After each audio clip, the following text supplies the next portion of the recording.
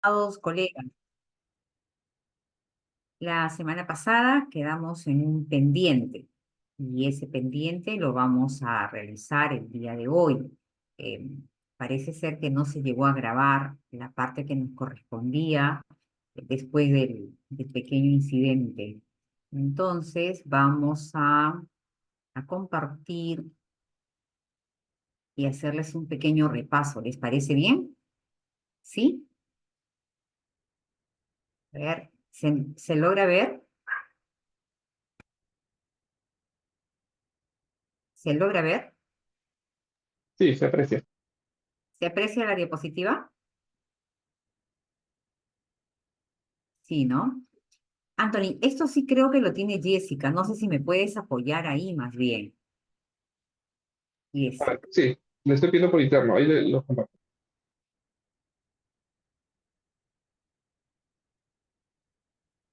A ver, sí, por favor. Voy a dejar de-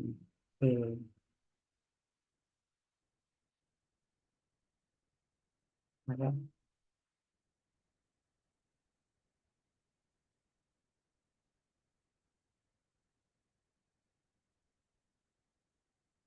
no, parece que no le llega a ella la diapositiva.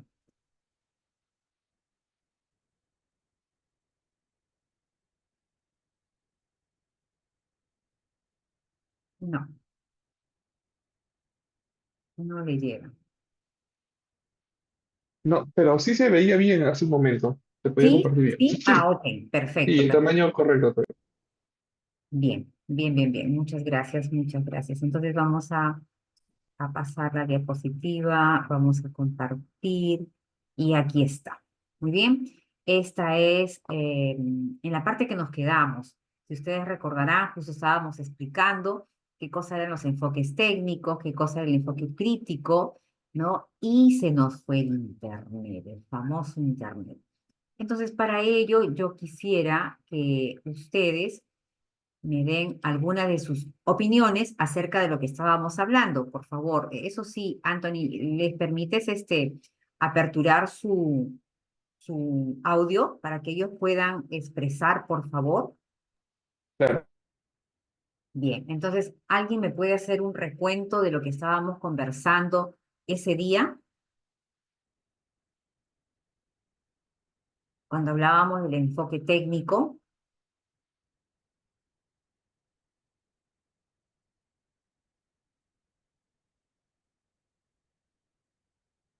¿Se acuerdan? Nadie. Bien, hablábamos de un enfoque técnico en el cual nos interesaba controlar y regular la práctica educativa y que estaba basada en la teoría de lo empírico y lo analítico, ¿no? De lo que correspondía a la ciencia social y que se aplicaba la tecnología en el desarrollo curricular. Asimismo, ¿no? Asimismo, cuando hablábamos del enfoque crítico, hacíamos mención a que era relacionado al análisis de la práctica por el profesor mismo y que esta a su vez estaba relacionada con lo que la institución educativa y el Estado planteaban la posibilidad de transformar la sociedad. Y esa transformación se tenía que dar a través de la educación. Entonces, controlar y regular lo que era nuestra práctica educativa.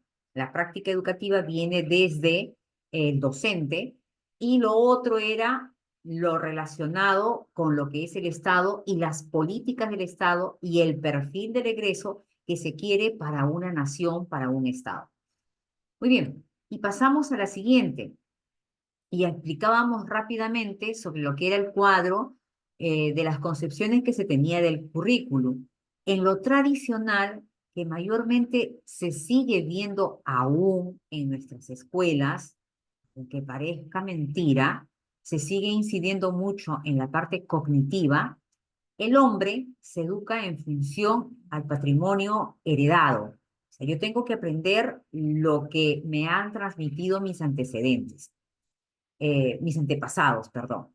Entonces, esa entrega de una herencia cultural, ¿no? ¿Qué? El qué. ¿Qué tengo que aprender? Solo contenidos. No desarrollo capacidades, no desarrollo competencias, ni mucho menos estándares para poder uniformizar una cosa así. Nada. Solamente contenidos. Exposición bastante repetitiva, y ahí poníamos algunos ejemplos que lo vamos a ver ahora en esta clase. En cuanto a lo que era la parte conductista, hablábamos de una educación formal, una educación que tenía que ver con el estímulo y la respuesta, ¿no? La conducta.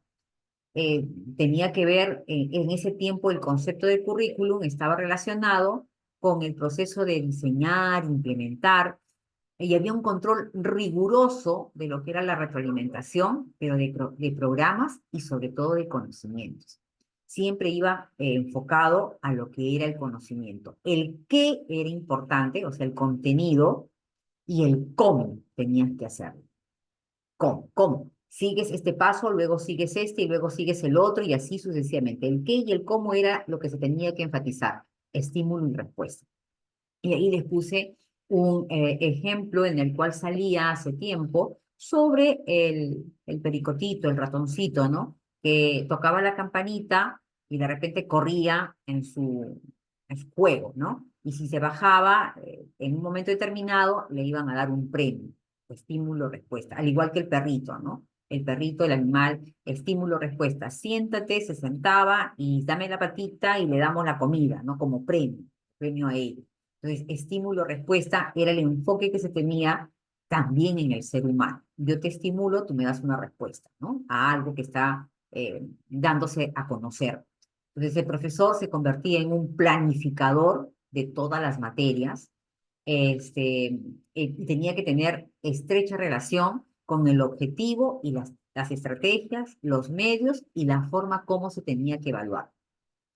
Fiel al lema estímulo-respuesta. Eso quiere decir, me apuntas, o sea, me tienes que dar respuestas de acuerdo a lo que yo he explicado, tal como te lo he dicho.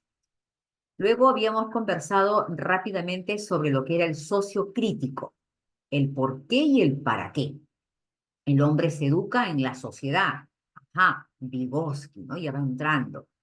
El medio ambiente influye sobre el potencial heredado que va a configurar a la persona. Hay un análisis más planificado, un ambiente social donde interviene, donde hay una interacción con la vida, con la familia, y hay un desarrollo de la persona en su interacción social, en sus pueblos, en sus culturas, ¿no? ¿Por qué aprendo y para qué aprendo? Ya hay algo más que se está saliendo del enfoque tradicional y del enfoque conductista. Organiza el ambiente, responde a necesidades sociales, sobre todo a las sociales, y que va a permitir un juego de roles.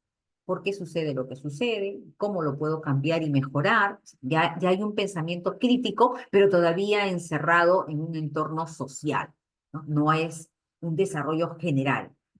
En la parte experiencial, de experiencia, el hombre es una unidad. ¿Qué dice este enfoque? ¿O qué dice esta forma de ver el currículum? Que el hombre es una unidad. Y como unidad biopsicosocial, ¿no? Resultante de una herencia donde viene con genes, con ADN y un medio ambiente, él tiene que comenzar a planificar para que su aprendizaje sea de manera individual y que sea afectiva con el estudiante. Desarrollar en la persona sus propios objetivos. ¿Qué he aprendido y para qué me sirve? O sea, ya vamos yendo un poco más allá. Conjunto de experiencias que la institución organiza, flexibles, que satisfacen necesidades, ¿no? Cuando hablamos de la personalista, el hombre se educa de acuerdo a sus posibilidades genéticas y en su proceso de maduración. Entonces ya estamos hablando de una educación inclusiva, todavía no completa, pero ya hablamos de una educación inclusiva. Yo me voy a educar de acuerdo a mis posibilidades genéticas, a mi capacidad mental, a mi capacidad de poder pensar y me voy a realizar con apertura, con libertad y con mucha responsabilidad. Entonces ya va entrando más aún todavía lo que vamos a llegar a nosotros a concluir. Y que en esta planificación, ¿no? El centro va a ser el estudiante, ¿no? La planificación de ese encuentro donde el estudiante y el docente están implícitos en los aprendizajes. Yo aprendo de ti, tú aprendes de mí. El propósito es humanístico, científico y tecnológico del estudiante. Y hay un desarrollo armónico y gradual de la persona, del yo. Entonces hay procedimientos activos, secuenciales, están dirigidos a la parte psicomotora, al mismo tiempo cognitiva, afectiva, ya va enmarcando muchas más cosas de lo que ya vamos conociendo hoy en día. Hay un procedimiento de aprendizaje individual que el estudiante, ¿no? Que el estudiante guarde estrecha relación con el docente. Va a fijar sus propios objetivos y procesa su información, ¿no? Sus posibilidades. Por último, estamos en el enfoque de capacidades y competencias. Si ustedes se dan cuenta, por aquí empezó sociocrítico, de experiencia, experiencial, personalista, y ahora nos vamos a las de capacidades y competencias o competencias y capacidades. Cuando hablamos de ello, el estudiante es eficiente en la solución de los problemas que se le deben plantear. ¿Será suficiente el estudiante? ¿El estudiante será capaz de poder plantear realmente soluciones? Hay un desarrollo integral de la persona. Entonces, porque ya hemos visto que antes se daban enfoques de manera separadas. Ahora se junta todo ello y hay un desarrollo integral, cognitivo, afectivo, procedimental y social. Entonces, donde voy a adquirir macro habilidades, como al mismo tiempo también voy a realizarme ante la sociedad y voy a ser útil a la sociedad. Voy a ser el buen ciudadano que necesita el Estado. Esta persona se va a educar por procesos de inculturación e interculturación. Es un desarrollo armónico, es integral, desarrolla capacidades, valores, conocimientos, técnicas, competencias. Tenemos estándares en los cuales necesitamos saber cómo vamos a nivel nación. Selecciona, hay una selección universal de la cultura, ¿no? Cuáles son los requerimientos tecnológicos, se contextualiza ya lo que es el currículum. El propósito siempre va a ser formar, ¿no? Formar hombres capaces de aprender, producir cultura, tecnología para ser útiles en la sociedad. Y por último, en la semana pasada conversábamos sobre lo que es el inicio del cambio, ¿no? ¿Cuándo se inicia realmente el cambio de la educación? Y yo les preguntaba, ¿qué pasó en el año de 1968 en América Latina y en casi todos los países de la orden? Comenzaron a ver los problemas de los gobiernos militares, problemas porque eran golpes de Estado, no era democrático, pero ante una situación que también vivían los países. Y Jacques Delors escribe en el año de 1996, hace una recopilación de todo lo que ha ido pasando, la crisis de la educación en el 68, aprender a hacer en el 72, educación para todos en el año 90, cumbre de la Tierra en el año 92, la conferencia de Beijing en el año de 1995, saca un estudio, hace un análisis, un comparativo y él nos dice que la educación en todos los países, no solamente de Latinoamérica, sino del mundo, se basan en cuatro grandes pilares. Hablamos de 1996 en su edición de La educación encierra un tesoro. Y nos dice que esos pilares son aprender a conocer, aprender a ser y aprender a convivir con los demás. Eso es lo que él propone como una educación basada en el aprendizaje. Sin embargo, recuerden que es de 1996. La UNESCO ha comenzado a realizar otros pequeños estudios y a los pilares que Jacques Delors encuentra en casi todas las naciones, le agrega un pilar más, que es aprender a transformar, porque el hombre hace ello, transforma la sociedad con el proceso de aprendizaje. Muy bien, hasta ahí, ¿hay alguna pregunta que ustedes deseen realizar antes de pasar al otro punto?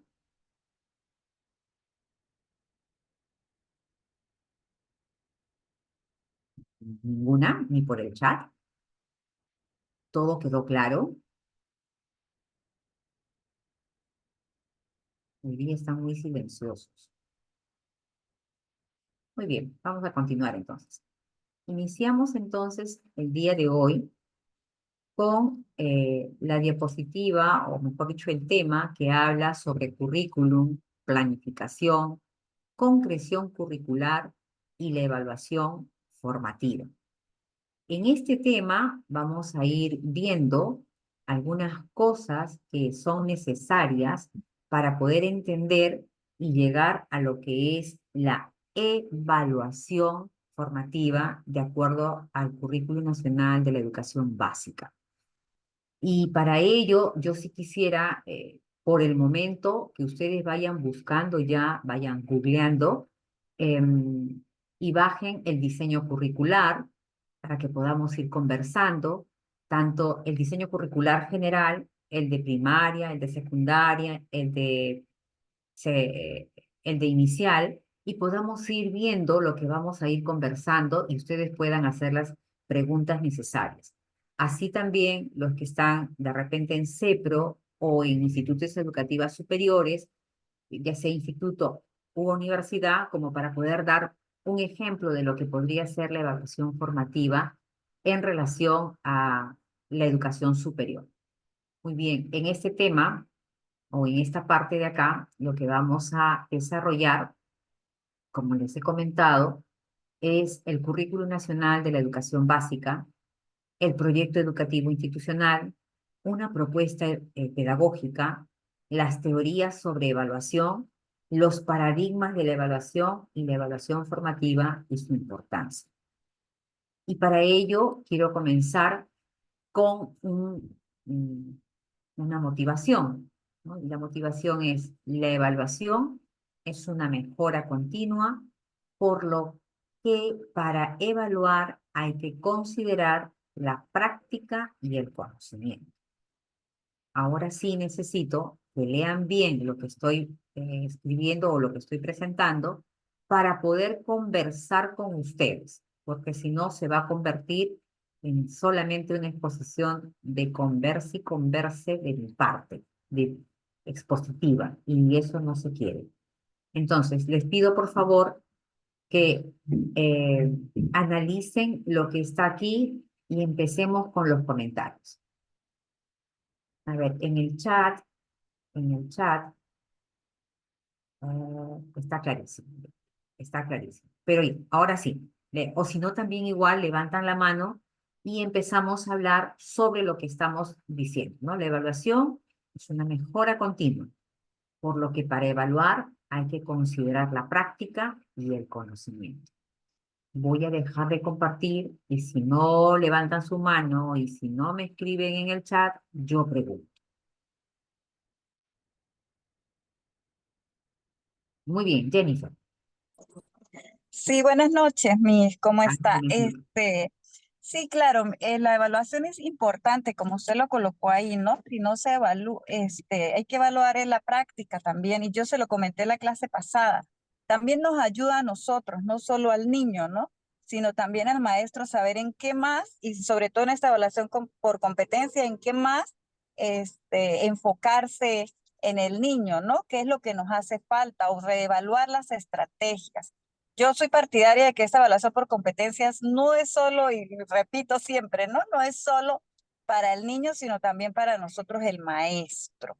La práctica y el conocimiento es indispensable porque la educación de hoy día, o lo que promueve el currículo nacional, es que el niño sepa qué hacer con ese conocimiento. No es llenar y llenar los niños de conocimiento, sino que ellos construyan su aprendizaje, ¿no?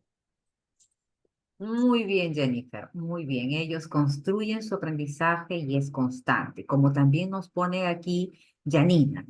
porque la evaluación se da durante todo el proceso para poder hacer la retroalimentación. Sí, es verdad, la evaluación es permanente, no se puede trabajar solo lo cognitivo, efectivamente, sino de qué manera podemos resolver las circunstancias que la realidad le ofrece. Muy bien. ¿Alguien más que desee participar oralmente? ¿Alguien levanta la mano o soy yo la que los invito a participar de manera oral? A ver, muy bien. Yosiret. Así como dice nuestra compañera, la evaluación, pues hay que considerar no nada más el conocimiento, ¿no? Así como lo dice allí en el texto, no es nada más el conocimiento, sino también es cómo el estudiante llega a la adquisición de ese conocimiento, el proceso. También es importante evaluarlo, porque el conocimiento no llega de la nada, el conocimiento tiene que tener un proceso, bien sea por trabajo colaborativo, donde el estudiante indaga, analiza, estructura y allí es donde se obtiene el conocimiento. Por eso también es tan importante la metacognición, cómo aprendió, para qué sirve, cómo lo voy a implementar. Básicamente es lo que yo entiendo de la frase que comparte usted, profesor. Muy bien, Yosiret. A ver, Gisela. Buenas noches. Muy buenas noches. Bueno, comparto la opinión de las colegas. Considero también que es muy importante la evaluación, ya que la evaluación es permanente.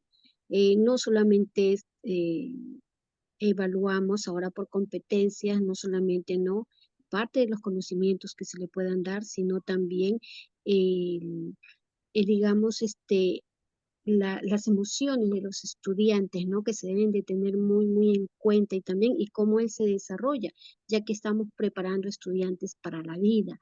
Esta evaluación también nos permite no solamente evaluar eh, si estamos logrando o no los aprendizajes en los estudiantes, sino también en nosotros mismos, como dijo la colega, ¿no? Y ahí hacer, digamos, buscar en qué estamos fallando o qué es lo que le falta al estudiante para el logro de sus aprendizajes y con respecto a nosotros, buscar las estrategias, los instrumentos necesarios para poder lograr ese aprendizaje que buscamos y mejorar nosotros también como profesionales.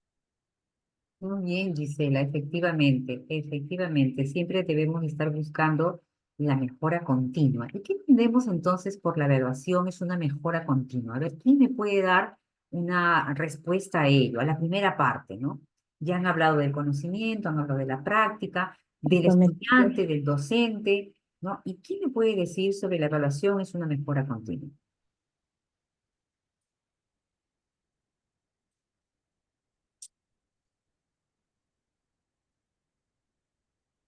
Ok, como nadie levanta, yo le levanto. Comprometido.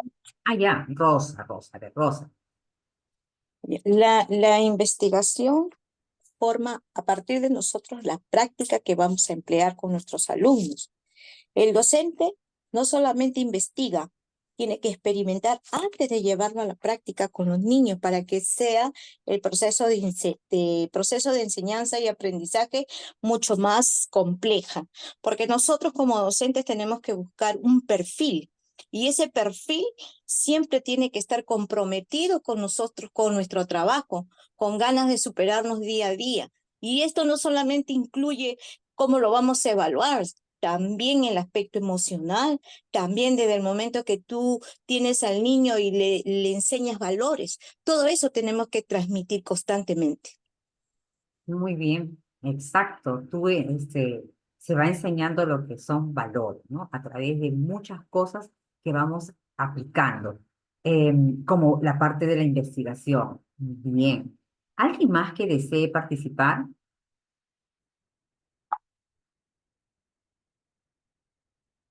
Anthony, ya llegó Sí, por favor, ayúdame a compartir para yo poder interactuar con ellos y no estar abriendo y cerrando. Por favor, te pediría encantado. Si puedes apoyarme, ¿sí? Por ejemplo, acá dice, la evaluación es permanente para así ver cuándo el niño está aprendiendo. Bien. Pero también han dicho que la evaluación, si bien es cierto, si la evaluación es una forma de ver cuánto aprende el niño, también se ha comentado que es importante ver cómo el docente está llevando a cabo el proceso de enseñanza para que el estudiante aprenda. ¿Y en qué tenemos nosotros que hacernos nuestro feedback personal para poder decir, aquí me falta reforzar, aquí debo hacer esto, ¿no? Entonces, ay, muchísimas gracias. Muchísimas gracias. ¿Qué lámina es? En la lámina, a ver, la 2, la diapositiva 2, la 3, vamos por recién por la 4. La 4, muy bien. Y para aterrizar todo lo que es todo lo que es nuestro proyecto, todo lo que corresponde realmente a enfatizar el perfil para poder evaluar, porque la evaluación es la más compleja que hay y la que a veces no todos lo llegamos a entender. Bien, entonces, para poder evaluar ello, nosotros tenemos que tener bien en claro dónde inicia nuestro proceso de evaluación y cuál es el enfoque de esto, de lo que yo quiero realmente saber el aprendizaje de mi estudiante. Entonces, ¿dónde inicia? En los documentos o en los instrumentos de gestión. El primero que debe manifestar es el proyecto educativo institucional. ¿Y por qué en el proyecto educativo institucional? Primero porque ahí se encuentra la visión que queremos nosotros de la institución y los estudiantes que deseamos que salgan de nuestra institución mediante los procesos académicos que vamos a realizar, mediante los procesos competitivos que vamos a dar día tras día.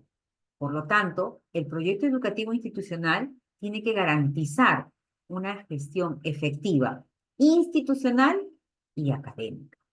Tiene que tener un liderazgo pedagógico del director. Eso quiere decir que cada director debe conocer arriba, en el medio y abajo todo lo relacionado con el currículo nacional de todas las áreas. O sea, no es que sea un experto, pero lo debe conocer, lo debe leer, porque solamente de esa forma va a considerarse que hay una gestión realmente que está siendo efectiva en su institución educativa, que sobresale en los aprendizajes.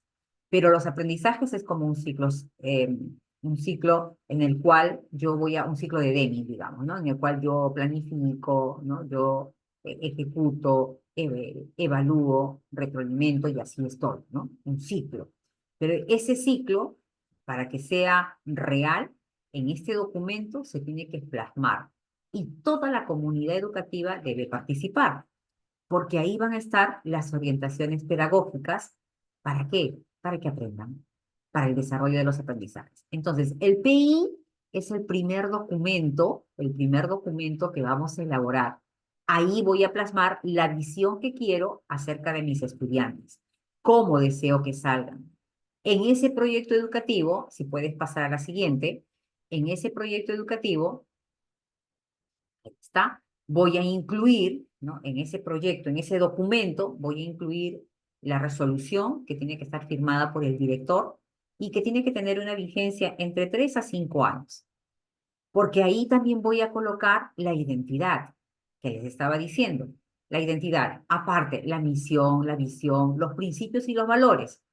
Porque, a ver, cuando fui a una provincia, le pido al docente, le digo, ¿me permite por favor su sesión de aprendizaje y su unidad?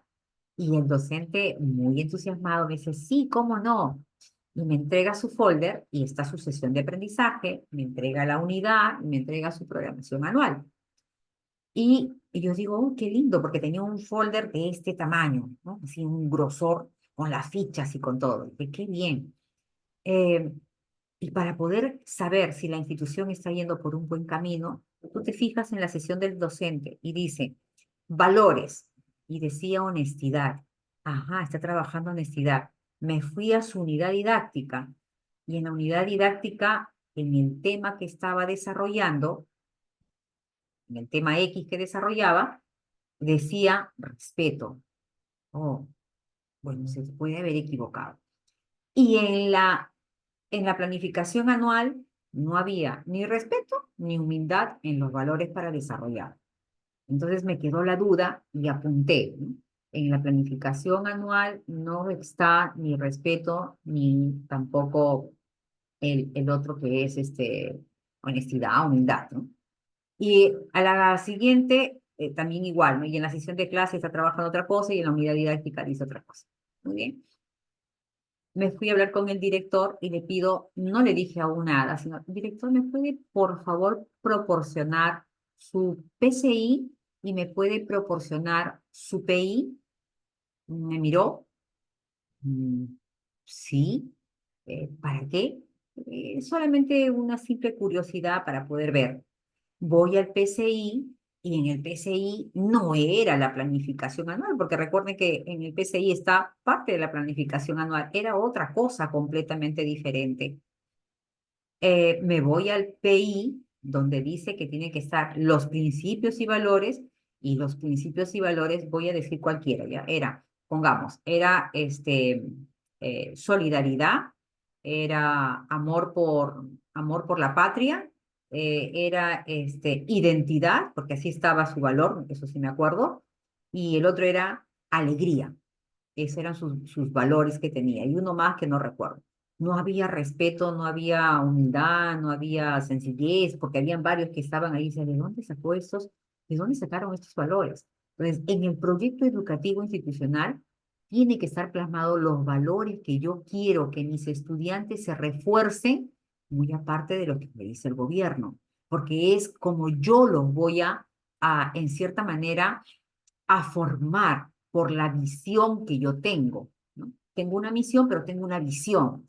Entonces, hay un diagnóstico, yo decía, a ver, es un diagnóstico, de repente por ahí. En el diagnóstico decía otra cosa. El diagnóstico del PI decía una cosa y el diagnóstico del PCI decía otra cosa y el PAT decía otra cosa. Por lo tanto, el docente, ¿qué es lo que tenía en su folder? Seguro que la unidad o la planificación del Colegio Periquito Palotes, la unidad didáctica del Colegio Aprendiendo a Volar y la sesión de clase que él había podido hacerla de acuerdo a lo que había conseguido, ¿no? Cuando no hay coherencia en los documentos y qué es lo que se debe pedir. Tiene que haber un diagnóstico y ese diagnóstico sale de la evaluación precisamente diagnóstica de los estudiantes del año que han terminado, de las características del contexto, de los resultados de aprendizaje, cómo terminaron, cómo inician, de su acceso, cuántos estudiantes terminan, de su permanencia, cuántos abandonan, y todas las necesidades educativas que pueden haber. Un momentito, Josiret. Los objetivos estratégicos van a estar relacionados precisamente con ese diagnóstico y aquí viene lo más importante dentro del proyecto educativo institucional, la propuesta pedagógica, que tiene que estar hilada en este documento. Lineamientos que van a dar para el PCI y que tienen que estar alineados al CENET. Dime, Josiret. Bueno, profesora, este año, gracias a Dios, yo estoy trabajando en un colegio estatal, ¿no? Y el problema está en que cuando comienza el año escolar, yo pedí documentos, pedí profesores, tienen el PCI, el PI, el PAT, los pedí. Y sin embargo, no fueron dados porque el tiempo, porque hay que discutirlos, pero el tiempo no nos dio nunca en marzo, el tiempo no da, el tiempo no da. Entonces ocurre, como usted dice, que cada profesor, yo particularmente hice mi plan anual, hago mi unidad, hago mis sesiones, ¿ok? Considerando pues los enfoques transversales que yo considero que son oportunos y los valores, pero no vienen a la realidad, como usted misma dice, del PI, del PCI, del PAT, no están para nada, ¿no? Concordados porque no existe esa motivación por parte de los directores, digamos, ¿no? Para ponerle un responsable de entregar los documentos a tiempo y lo único que es la exigencia de cumple con la entrega de los requisitos que se te están pidiendo. Entonces, lo mismo ocurrió el año pasado. El año pasado también estuve en un colegio estatal y lo mismo sucedió y ellos sí tenían su PI actualizado, sí tenían su PCI, su PAC, todo actualizado, igual no lo brindaron para poder avanzar en esos aspectos. Allí es donde está realmente el problema, en que se quiere cumplir con la documentación sin importar que haya concordancia, simplemente para dar un check y nada más. Josiet, has dado precisamente, como diríamos, en el clavo. Efectivamente, eso es lo que suele pasar con muchos de nuestros directores. Con muchos, no con todos, ¿ah? Con muchos. Porque sí hay directores que sí se esfuerzan porque dicen hay que planificar y en esta planificación tiene que estar bien centrado, porque si no, ¿qué evalúo al final? O sea, ¿se dan cuenta de dónde viene la problemática? La problemática no solamente es, enséñenme por favor cómo evaluar. O sea, yo sé que ustedes están aquí porque quieren aprender cómo se evalúa, qué se evalúa, cómo tengo que hacerlo. Sí, efectivamente, pero tenemos que pensar que la evaluación responde a una visión, a una identidad de una institución educativa. Es macro, porque va en todo al Perú, la evaluación formativa, la evaluación sumativa y todas las evaluaciones que les van a decir, es macro, pero cuando vamos a la realidad de los casos prácticos, tenemos que ver que realmente, si yo no tengo bien estructurado mi PI, mi proyecto educativo, mi PCI, mi PAD, entonces, ¿cómo evalúo? ¿Cómo planifico para poder evaluar y saber que estoy haciendo lo correcto? Uno, esto que está acá, que son estos puntos, va a llegar a la propuesta pedagógica y a la propuesta de gestión.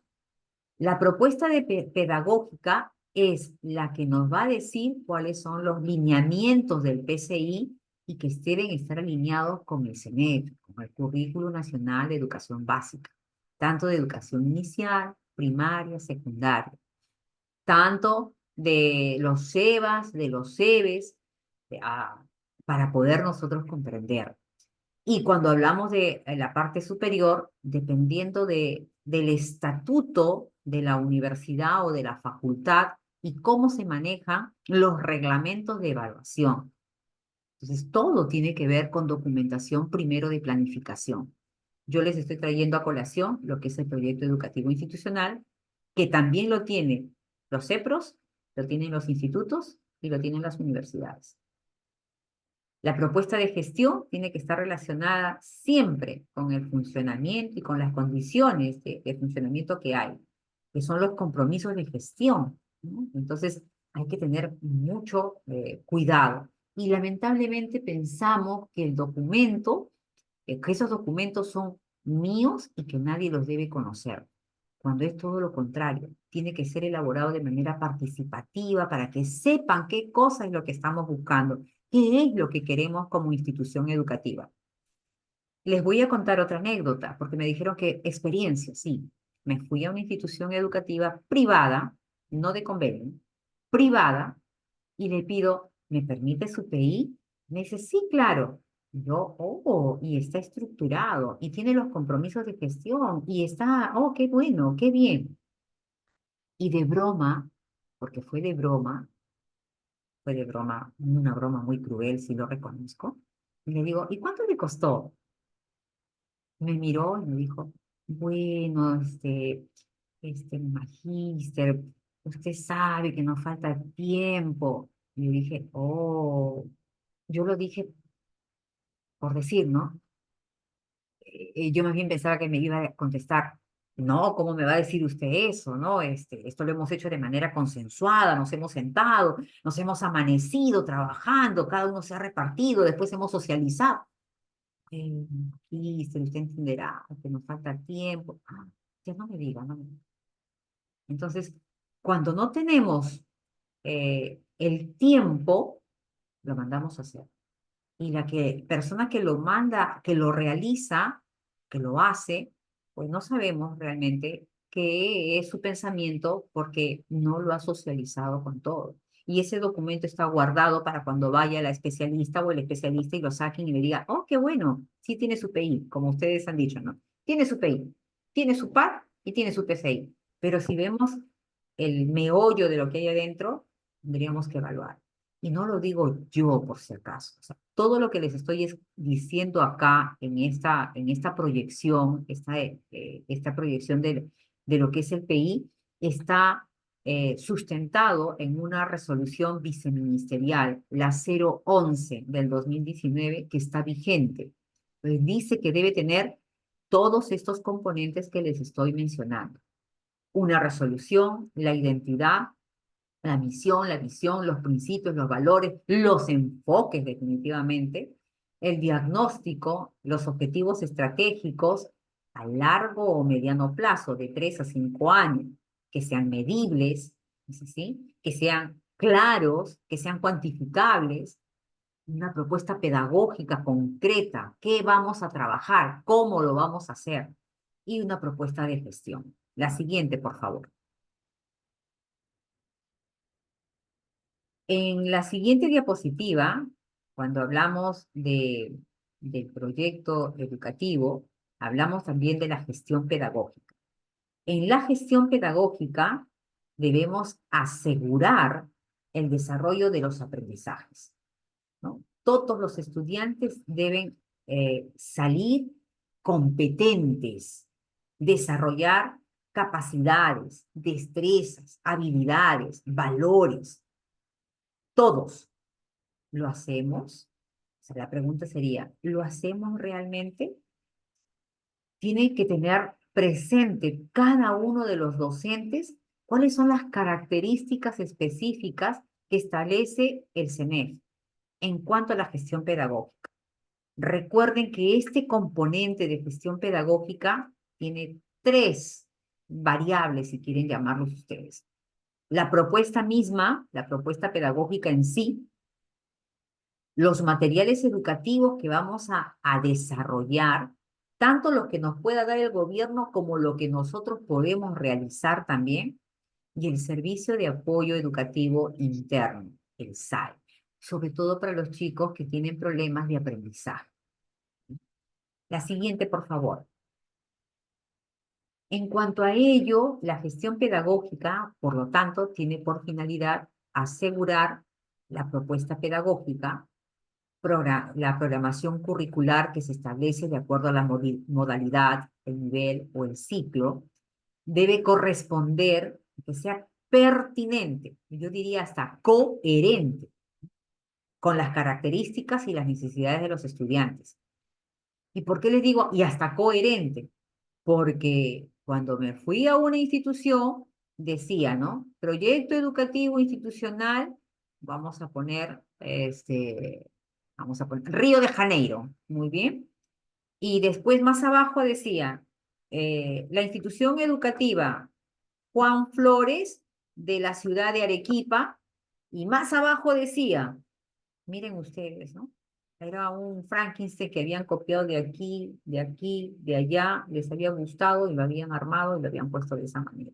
Entonces, que sea pertinente y también coherente con lo que se dice y lo que se va a hacer, con las características y necesidades del estudiante. Un estudiante de la sierra, de Ayacucho es diferente a un estudiante de la sierra de Piura. Un estudiante de Tumbes es diferente a uno de Tacna. Entonces tiene que ser pertinente a las características de esos estudiantes. Un estudiante que está en Pomabamba o en Cajabamba va a ser diferente a uno que está en San Juan de Miraflores o en San Isidro. O sea, tiene que ser pertinente a las características que desarrollan de la parte cultural de la persona. El contexto local, regional, que es lo que les estoy diciendo, ¿no? Y eso tiene que estar incluido definitivamente en todos los instrumentos de gestión. Y todos debemos conocer los instrumentos de gestión para poder realmente realizar lo que vamos a llegar al final, la evaluación formativa. Siguiente.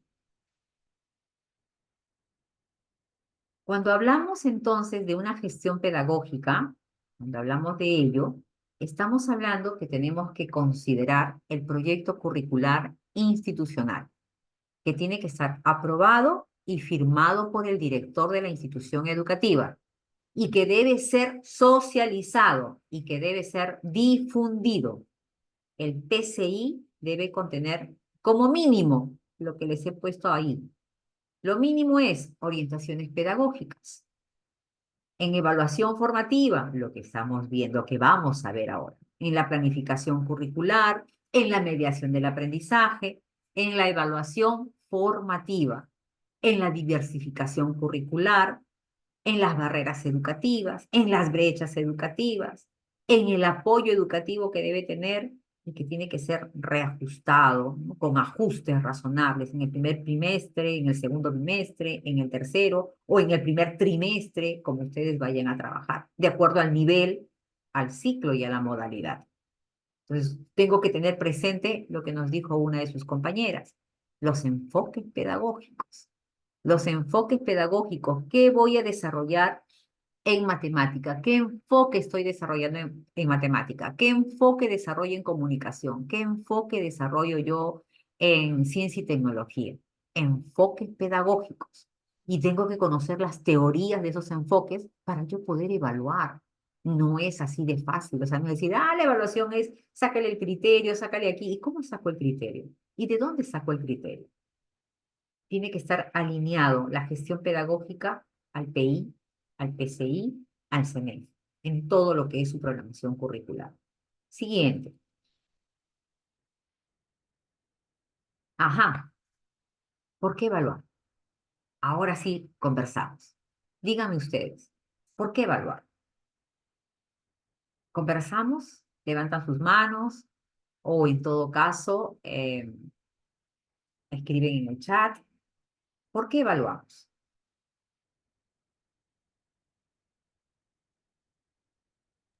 Muy bien, yo diré. Yo considero que evaluamos para medir los alcances de la información y de los aprendizajes de cada uno de los estudiantes y también evaluamos para medir las herramientas y los instrumentos que nosotros utilizamos para dar ese alcance a los estudiantes.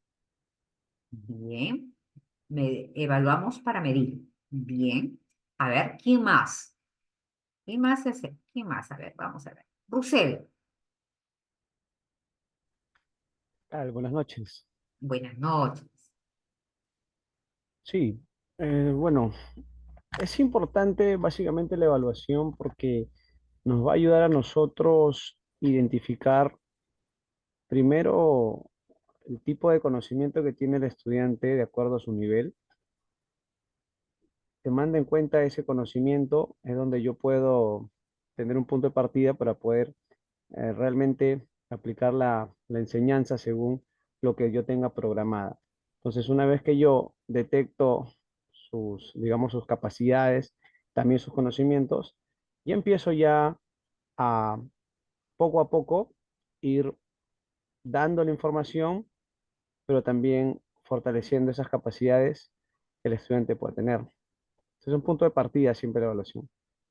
Muy bien, Rusel. Punto de partida. A ver, aquí nos dice Joseph.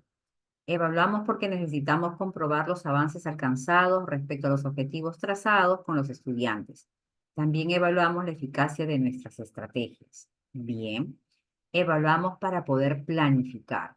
Muy bien. Y Alex nos dice, evaluar nos permite identificar los problemas y poder diagnosticar para poder hacer el plan o proyecto. Carlos. Carlos, te escucho.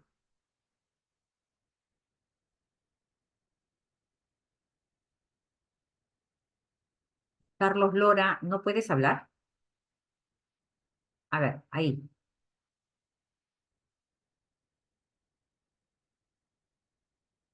Mientras Carlos abre el audio, Noemí, la evaluación nos sirve para ver los conocimientos, nos permite ver un panorama claro, bien, pues luego de la evaluación voy a tener que reformar estrategias y retroalimentar. Carlos, a ver, Sí, ahora sí, disculpe. Evaluamos con dos finalidades principales. Uno, para ver la parte de la enseñanza y lo principal, para ver la parte del aprendizaje. y de acuerdo a eso, en la parte de la enseñanza, podemos planificar. Pero cuando evaluamos, nosotros también tenemos que ver qué cosas tenemos que retroalimentar. Y tenemos que retroalimentar tanto de la enseñanza y tanto también del aprendizaje de los estudiantes. Porque por más que nosotros planifiquemos bien, siempre va a haber algo que tenemos que mejorar. Y algo también que tenemos que hacer mejorar. Identificar cuáles son los estudiantes que tienen más necesidades o dificultades de aprendizaje. Y nosotros tenemos que ver que el docente en dónde tiene mayores necesidades también de fortalecer sus competencias pedagógicas. Muy bien, Carlos, muy bien, efectivamente, ¿no? Evaluamos para él. Ok, María. María, ¿Me escucha, profe? sí, te escucho, colega. Buenas noches, profe. Muy buenas noches. Profe, bueno, nosotros evaluamos para reconocer y responder el aprendizaje del estudiante con a fin de reforzar ese aprendizaje durante el propio proceso de aprendizaje. También nos mejora la perseverancia de las y de los estudiantes. Promueve las destrezas académicas y contribuye a trabajar la autoconfianza, profe, de los alumnos. También sirve para desarrollar su personalidad, sus actitudes y sus valores. Y también podemos mejorar los procesos de aprendizaje en ellos. Excelente, María. Muy bien. Autoformación, ¿no? Permite ello también la evaluación, saber cuánto los chicos están siendo autosuficientes, ¿no? Rescato de lo que tú has dicho. Evaluamos. Claro, profe, también facilita, disculpe, profe, también facilita la autoevaluación, pues, porque eso es constante en ellos. Perfecto. La autoevaluación, la coevaluación, la heteroevaluación. Bien. Evaluamos para conocer los alcances que pudo lograr cada estudiante y también conocer las necesidades que nos falta trabajar o mejorar, lo dice Duani. Janina nos dice que para poder medir si los estudiantes han logrado las metas propuestas y con ello poder reforzarles si fuera necesario. Muy bien. Evaluamos para determinar el avance de los estudiantes. Bien.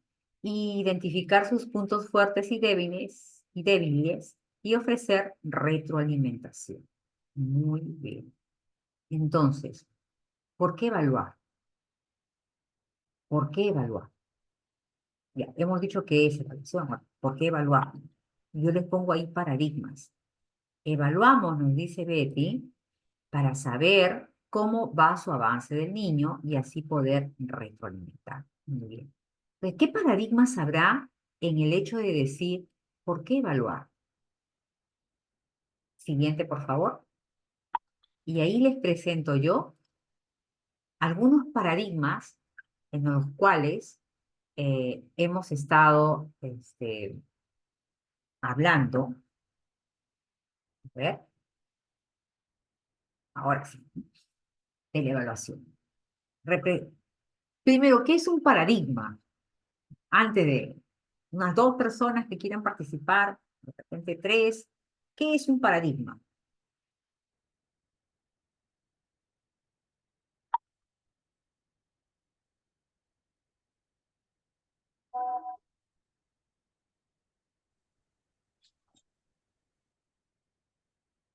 Un modelo o esquema, muy bien.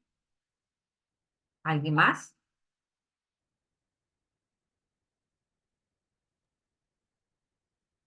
¿Qué es un paradigma? Una investigación en la educación.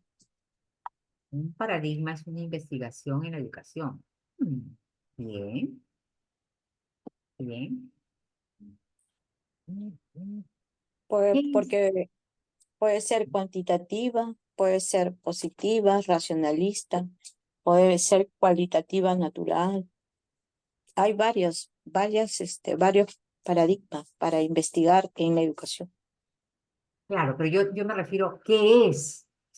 Ya es un modelo, ya nos dije, ¿qué es? ¿No? Ya es un modelo, es un esquema. Bien, ¿eso qué es? No cuántos paradigmas hay, sino qué es un paradigma. Un paradigma puede ser un documento.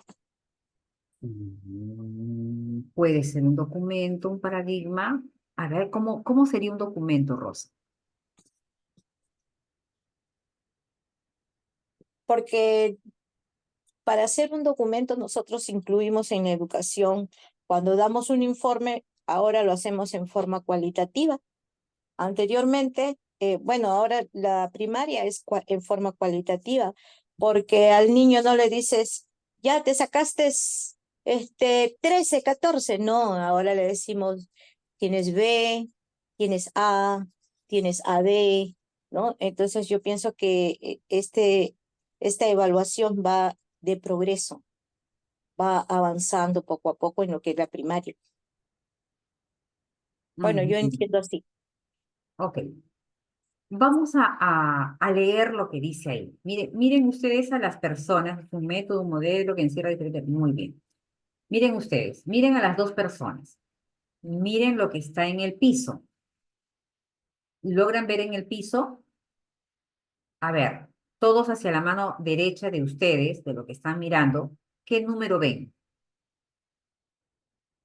Hacia la mano derecha de ustedes. El número 9. El número 9, María. Muy bien. El número 9. El 9. Hacia la mano derecha de ustedes. Muy bien, Gisela, el 9. El 9. Conforme, ¿cierto? Todos sabemos que hacia la mano derecha, si yo estoy hacia la mano derecha de la cámara, ¿no? Mi mano derecha la levanto, mi mano derecha, yo veo teoría o conjunto de conceptos, pero muy bien, Janina. Yo veo entonces un número 9. Pongámonos para el lado de la persona que está al lado izquierdo. ¿Qué Número número 6. ve? 6, un 6. Número 6. Número Ujú, 6. número 6. Excelente. 6. ¿No es cierto? Entonces, ¿qué cosa es un paradigma? Miren ustedes ahí con el ejemplo. Dice que representa un conjunto entrelazado de supuestos que conciernen a la realidad. Dime, Yosiret. Un Yo diálogo creo que entre un ambos. paradigma, Ay, Sí, disculpe. yo creo que un paradigma es aquella teoría o aquel esquema que cada uno considera o que existe como una teoría real. Sin embargo, un paradigma siempre va a ser una hipótesis porque no es una verdad absoluta. Es la concepción de la teoría dependiendo del investigador o dependiendo de la persona que lo esté analizando.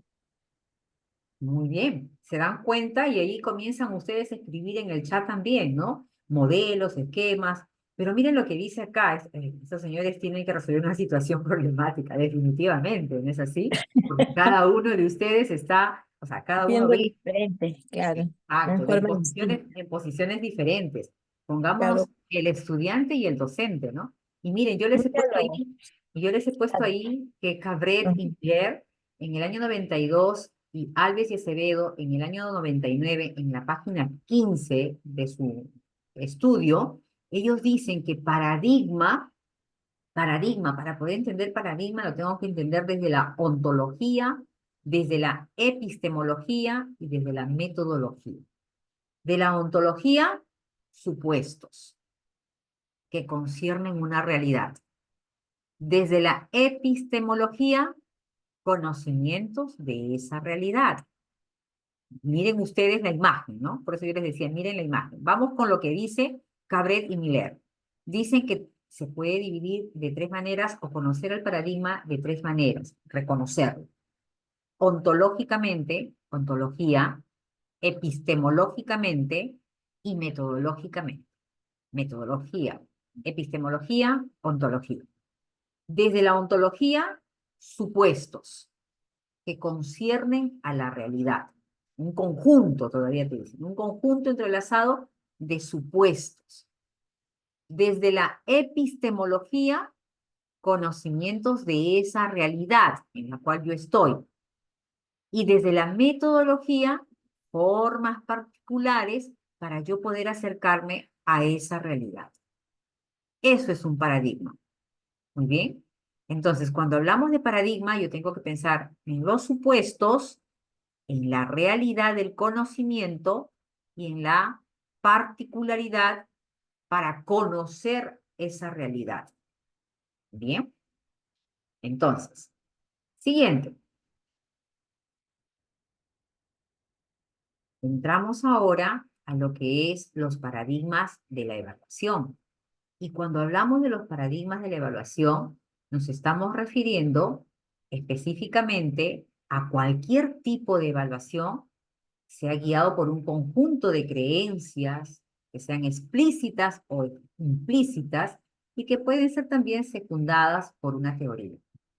Estas creencias van a tener prácticas y son paradigmas de evaluación. Entonces, para poder ver ello, nos habla Valles en el año de 1997, ya lo que decían, ¿no? Lo que una de sus compañeras decía, hay varios tipos de paradigmas, sí. El paradigma positivista. ¿Y qué tiene que ver el paradigma positivista? Porque tiene que tener mucha relación con lo que es la indagación constructivista y la indagación crítica o ecológica. El paradigma, ¿se dan cuenta? Los paradigmas que van desarrollando. Si el paradigma positivista es un enfoque cuantitativo, o sea, la evaluación cuantitativa, miren cómo va a ir esos paradigmas interviniendo en la parte educativa. La intención es observar un fenómeno con mayor objetividad posible. Es construir instrumentos como pruebas objetivas, ¿no es así? Y validar, si me permite, medir la realidad que estoy cuantificando. Esto es a través de las prácticas educativas. Vamos a considerar una realidad social como relativamente estable, al mismo tiempo estática, y tenemos que elaborar una teoría y de allí voy a mirar la práctica. Voy a formular juicios, datos empíricos de repente, y voy a utilizar un método con resultados que van a ser de una evaluación objetiva. Solo evalúo resultados. El paradigma positivista. Anthony, no sé si cambiaste la diapositiva. No. Por favor, si pudieras cambiarla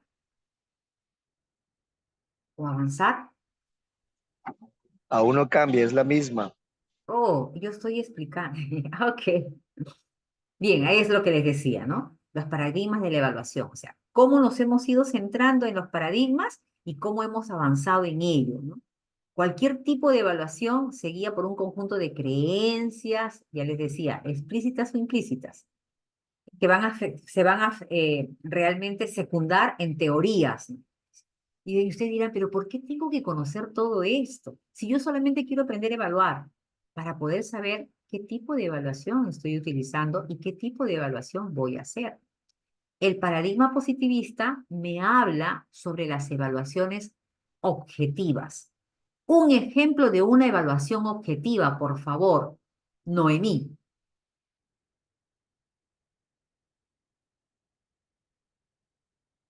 Noemí. Noemí, ¿estás ahí?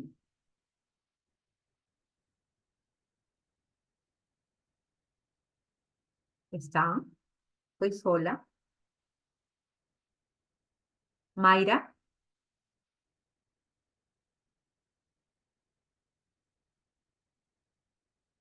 Eloy.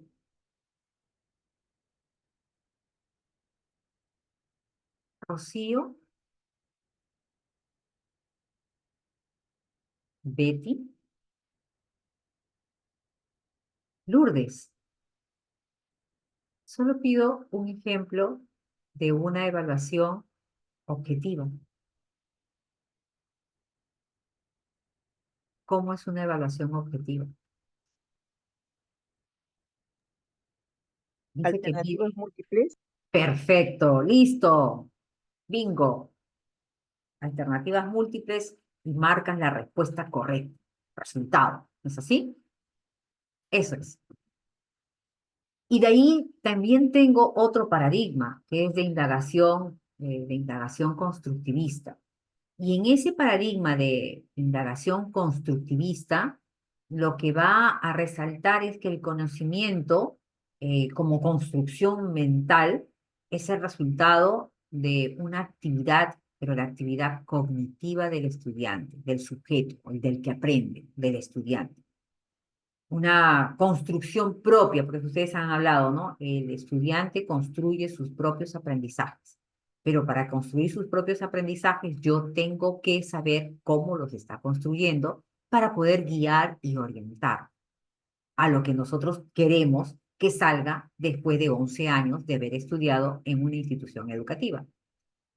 Va a considerar la realidad, una realidad ideada por nosotros, porque es así.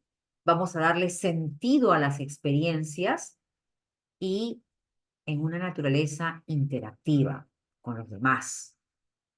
Vamos a conocer, o vamos a partir más que conocer, de qué conocimientos previos trae el estudiante.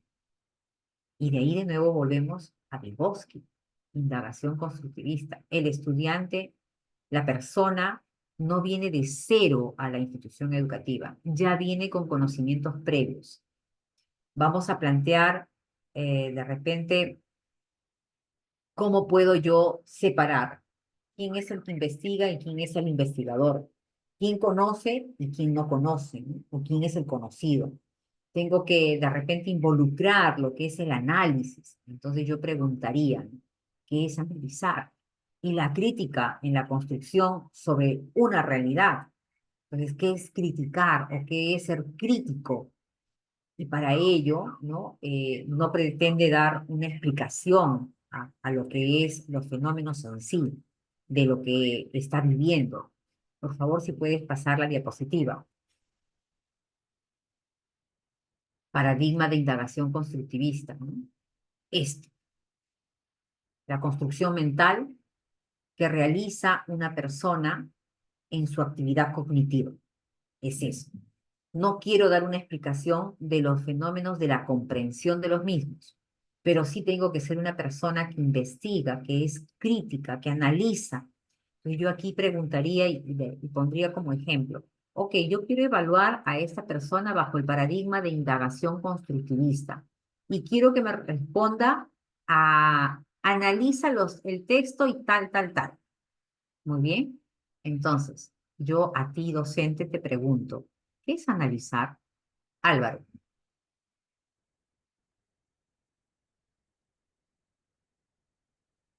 Álvaro. Ok. Si no, lo escriben, por favor. Formulario práctico para matarme. Espera. Si no lo escriben, ¿qué es analizar?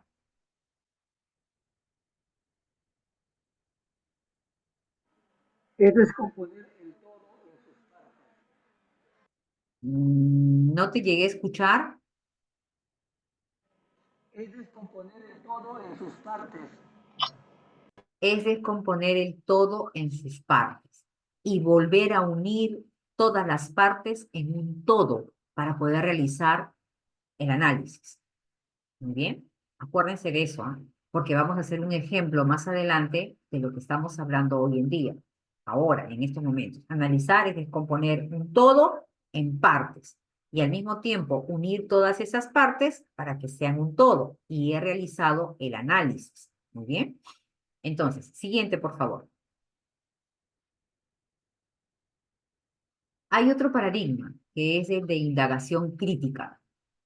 Dice que da prioridad a todo lo cualitativo, no a lo cuantitativo, sino a lo cualidades, ¿no?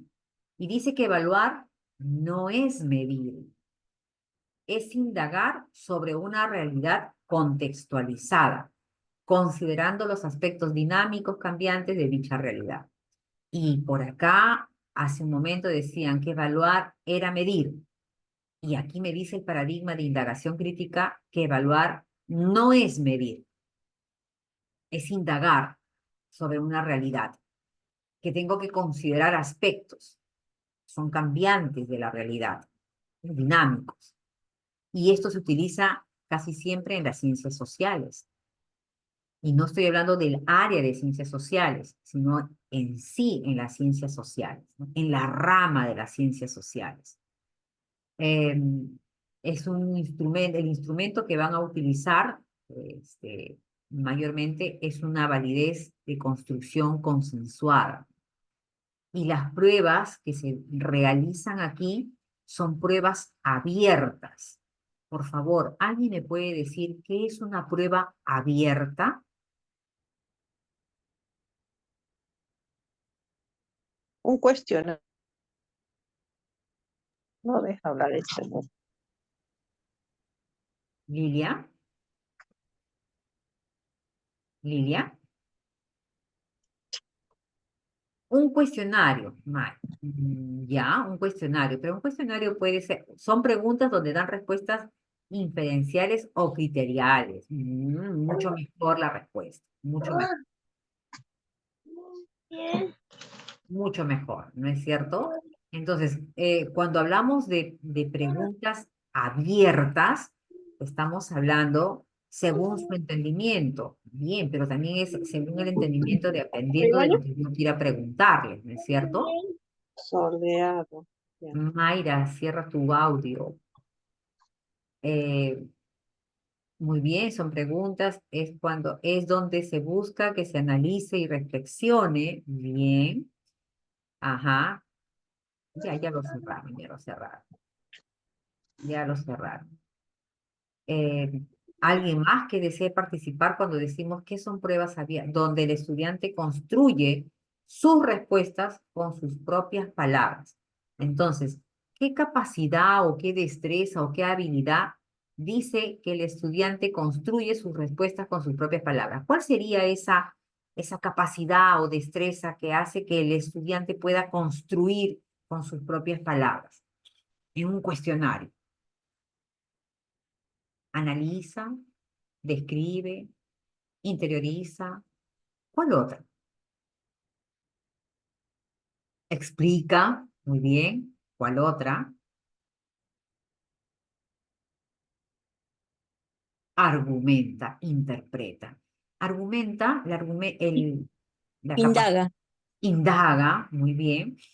La capacidad argumenta o la destreza argumenta, como quieran llamarlo. Algunos autores le dicen capacidades, otros le dicen destrezas, habilidades.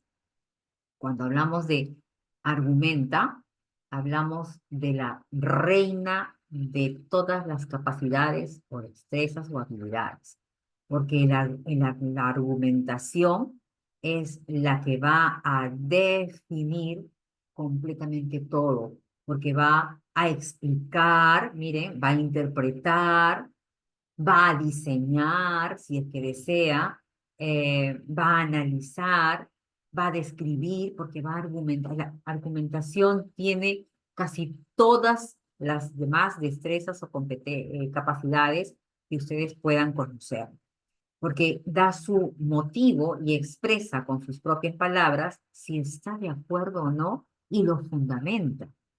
Entonces, aquí hay un paradigma en el cual nosotros lo utilizamos muchas veces, pero no sabemos por qué lo estamos utilizando. Hay un paradigma en la evaluación cuando hay una indagación crítica. Recuerden que ahí se utilizan pruebas abiertas. Entonces, ya estamos hablando de algunos instrumentos que también van relacionados a la evaluación. Siguiente, por favor. Ajá, la evaluación tradicional. ¿Cómo era la evaluación tradicional? A ver, ¿quién se acuerda cómo era la evaluación tradicional? ¿Quiénes están por los 50, 55, 60 años? Quizás hasta 40, quizás hasta 40. Cuestionario, bien. Investigar. La tradicional era investigar. Wow, Rosita, ¿en qué No, colegio no, no, no. estuviste? Me confundí. No. Cuestionarios. Ajá. Opciones múltiples, conceptos, en base a Ajá. conceptos, evaluación. Memoria. Memoria, muy bien, memoria. Muchos conceptos teníamos que aprendernos, ¿no? En base a Fechas, también. fecha. Si no te sabías la fecha, ¿dónde tenía que estar tu mano? ¿Se acuerdan? Sí, Los que sí, hemos pasado los 50 años, ¿dónde tenía que estar la mano? Al frente para que te caiga al tu frente, clase, ¿no tus es cierto? reglazos. El Ajá. docente enseña y el docente es la última palabra. El docente no se equivoca. Y no podrías Historia, hablar aprende. ni interferir tampoco, no podías opinar, Exacto. No, nada. pobre que tú hablaras, eras un mal educado. Sí, Como lo decía, malcriado, ¿no?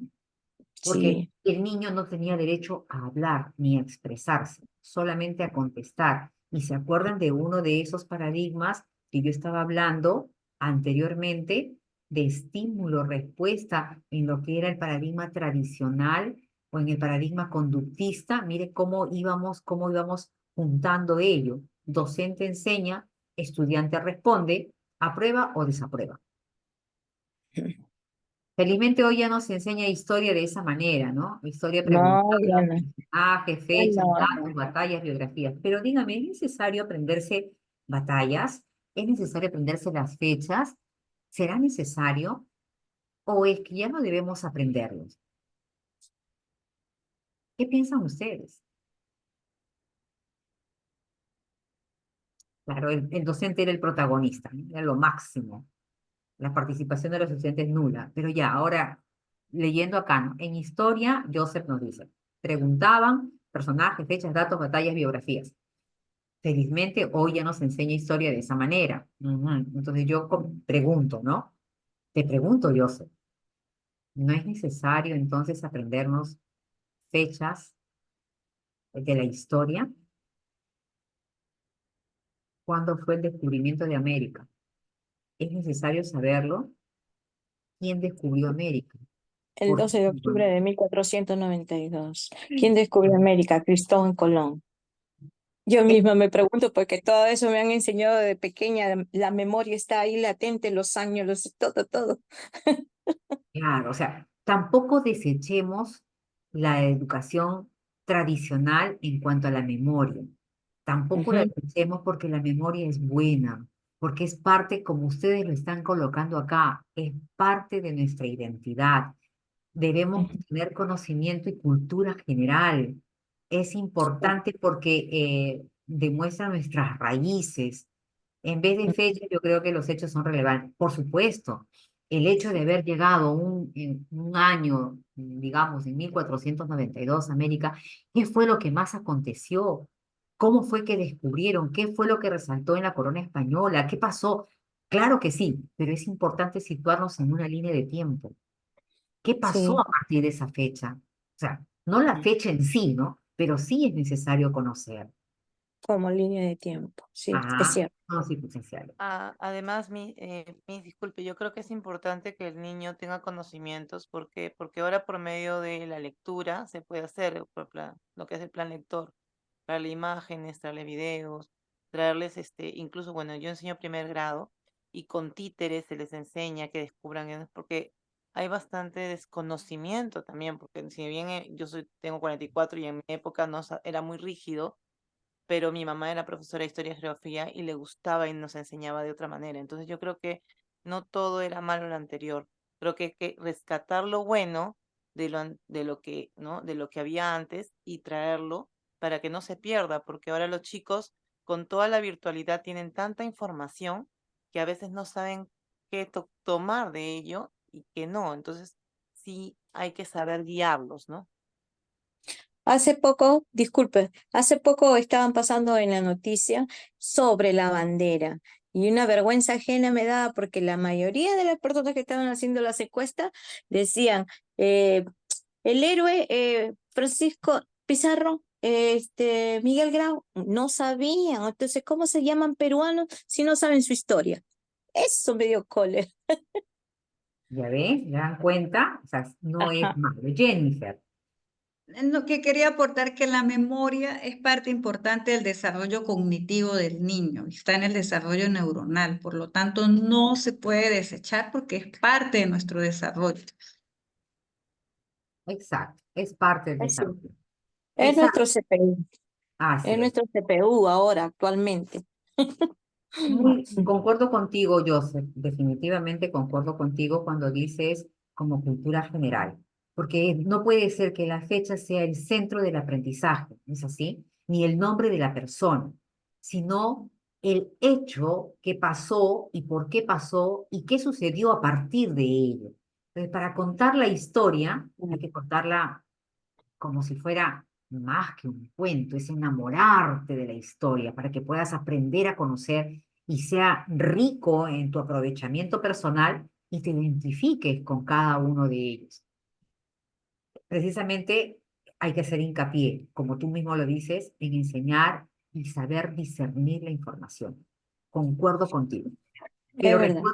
recuerden que aún todavía, ustedes dirán, sí, felizmente ya no, aún todavía en los pueblos más alejados y aquí en Lima también se sigue enseñando de esa manera. 2 por 2, 4. 2 por 3, 6. 2 por 4, 8. Si no te lo aprendes, ¿qué pasa? No sales al recreo. Evaluación tradicional, aún hay. ¿Cuál es el temor entonces? Exacto. No solamente directores reacios a la innovación, ¿ah? También docentes. Y también dicen, ¿por qué tenemos que trabajar por competencias si antes la educación era mucho mejor? No creo que haya sido mucho mejor, pero sí ha tenido sus aspectos muy buenos, porque han salido también igual personajes importantísimos de esa época y que llevan en alto el nombre del Perú y también de los conocimientos que han adquirido. Pero podemos ir mejorando. Hay nuevas formas de poder mejorar. Antes nos corregían con un jalón de orejas en casa. Antes, con la mirada, tu mamá, tu papá ya te estaba diciendo que te vayas a dormir y que tú no podías estar sentado dentro de el ambiente donde había adultos, porque era una falta de respeto. Hoy en día sabemos que el niño puede participar porque es parte de la familia, no lo puedes excluir, pero hay que enseñarle también igual modales. No puede intervenir e interrumpir cuando crea conveniente, sino hay modales, ¿no? Dirá, levantará su manito o dirá, papá, yo también quiero hablar. Y ustedes sabrán enseñar a sus hijos para que esos hijos, cuando sean grandes, también puedan enseñar a sus hijos. Perfecto. Eh, los estudiantes no pueden dividir decimales. No pueden dividir decimales. ¿A qué te refieres, eh, Maestra, yo le así? decía eso porque yo soy de confecciones, entonces tienen que ellos adaptar las medidas. Y son estudiantes de cuarto grado, quinto grado, no pueden dividir decimales por decir 75 entre 4, 93 entre 4. Y yo les decía, pues la tabla de multiplicar no sabes. Y no sé cómo ellos sacan mitades, hacen con los dedos, y a un colega le decía, ¿y cómo dividen? Y yo, se hace refuerzo y decían, por ejemplo, yo matemáticas, primero le haría que hagan en la tabla. No, ahora no se enseña así, decían. No sé cómo trabajan ustedes, a eso me refería, que no pueden. Antes nos exigían, como dice usted, que aprendamos la tabla y entonces ya pues uno sacaba, de memoria sabías y podías sacar. Y no sé cómo hacen ahora las matemáticas. Eso quería comentar, maestra. Ok, a ver, algún docente de matemática que nos diga cómo podríamos enseñar la tabla de multiplicar sin tener que ser un docente tradicional. ¿Cómo podríamos enseñar? A ver, ¿cómo podríamos enseñar? ¿Cómo enseña un docente de educación inicial? Muy bien, Singapur, japonés, ya, ok, pero díganos con un ejemplo. ¿Cómo enseñó? Supongamos que aquí hay un docente de matemática y quiere enseñarnos a multiplicar y todos somos los estudiantes. ¿Cómo nos enseñarían a multiplicar? A ver. De repente puedo aportar, yo soy de primer grado y les enseño a los niños por medio de la suma, ¿no? Agrupando, ¿no? Y repitiendo. La suma por agrupación. Entonces yo tengo 2 y 2, son 2 veces 2 es igual a 4. Entonces 2 por 2 es igual a 4. Y así se les va enseñando a los niños por medio de la suma, utilizando también los dedos, luego pasan a objetos y luego recién pasan a la parte escrita, ¿no? Y todo se hace por medio de grupos también, para que trabajen por grupos y socialicen. ¿Y siempre eres tú, Yanina, que les dice qué es y después ellos lo trabajan? ¿O es que tú les das las indicaciones y ellos hacen el trabajo? No, Miss, lo que pasa es que nosotros le damos las herramientas y ellos tienen que descubrir, ¿no? ¿Qué podríamos hacer con esto? O sea, todo es por medio de preguntas y que ellos mismos se den cuenta de cómo pueden hacer para ir agrupando, ¿no? Y ya cuando uno, siempre hay como que un niño que siempre da un punto, y a ver, ¿cómo harías del otro, no? Y así se les va dando las herramientas para que puedan, distintas estrategias, ¿no? Por si en la suma, el parte todo, ¿no? ¿Qué podríamos hacer? ¿Qué tienes acá? ¿Qué tienes acá? Pero para ello siempre hay que enseñarle al niño desde primeros grados a trabajarla, cómo se va a hacer una resolución del problema, que es primero que extraigan los datos, ¿no? Porque hay mucha deficiencia en que no saben extraer datos. Entonces, cuando un niño en primer grado se le enseña que primero se extraen los datos, qué son los datos, a que resalten en un texto los datos y luego vayan a que la pregunta es la que le va a dar la respuesta, entonces todo ese proceso para un niño se vuelve algo como si fuera común y corriente y va a ser mucho más fácil que ellos lleguen solitos a sus estrategias y a resolver sus problemas, ¿no? Muy bien, es una forma de poder enseñarles. Y ese es el método. El de la multiplicación por medio de los sumas Singapur. Singapur, exacto, ¿no? De lo concreto, ¿no es cierto?, a lo abstracto. ¿No es así? De lo concreto al abstracto. Muy bien, entonces la evaluación tradicional, decíamos, que es el docente quien enseña, que es el estudiante quien responde, y lo que tenemos en cierto es que aprueba o desaprueba. La siguiente, por favor. Aquí les traje algunos ejemplos, ¿no?, de una evaluación ahora centrada en el aprendizaje. Una evaluación tradicional y una evaluación centrada en el aprendizaje. A ver, tradicionalmente la evaluación se usaba para determinar qué tanto sabía un estudiante al final. Examen bimestral. Entonces, si yo me sacaba 20, yo era la primera estudiante de mi aula. ¿No es así? Si me sacaba 0,8, al rincón con mis orejas, porque era una burra, porque no había aprendido.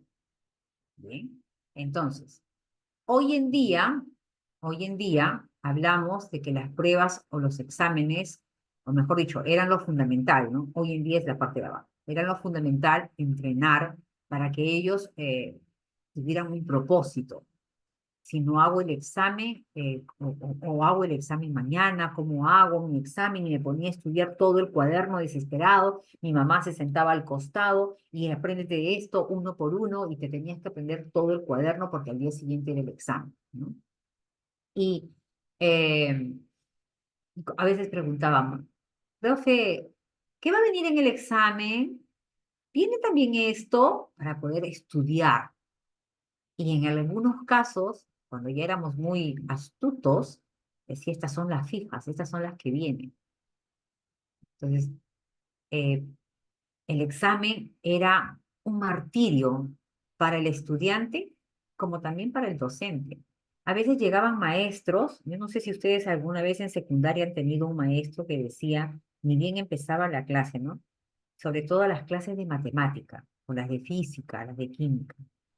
A ver, acá son 40, aquí aprobarán solamente 2 o 3 mi curso. O sea, desde un principio los aniquiló a todos. Los aniquiló a todos. Ni siquiera les dijo, chicos, de aquí, de esta clase, 2 o 3 de repente puede ser que salgan, o queridos estudiantes, ¿no? Puede hacer que 2 o 3 salgan desaprobados y todos van a salir aprobados, dándole el estímulo, la fortaleza. No, era lo contrario. Llegaba el maestro, miraba, como quien dice, pues ustedes no saben nada, y les decía, de aquí 2 o 3 nomás aprobarán, el resto ya nos veremos después.